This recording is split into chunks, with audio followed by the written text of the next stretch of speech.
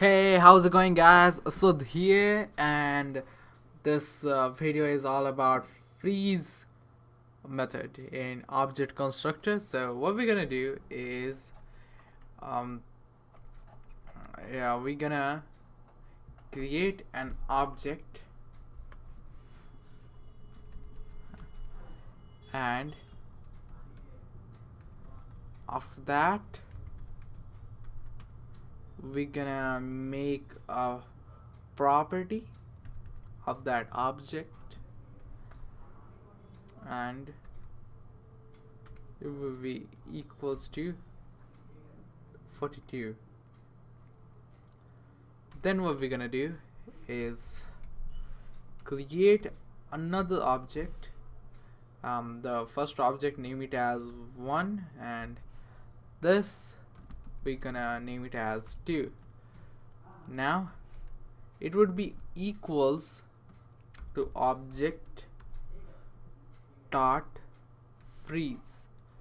So what freeze does is it freezes that object. You can't change it in the later wise. So this is what it does. And when you pass object 1,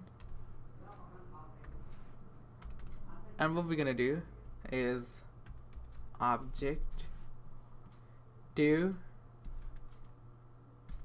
dot property equals 33.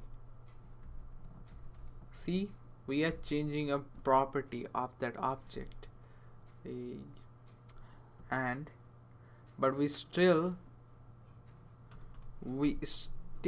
get that object property as 42. Let me see. Sorry, it's 42. So this is what it does. It will never work in it, and if you are doing in that way.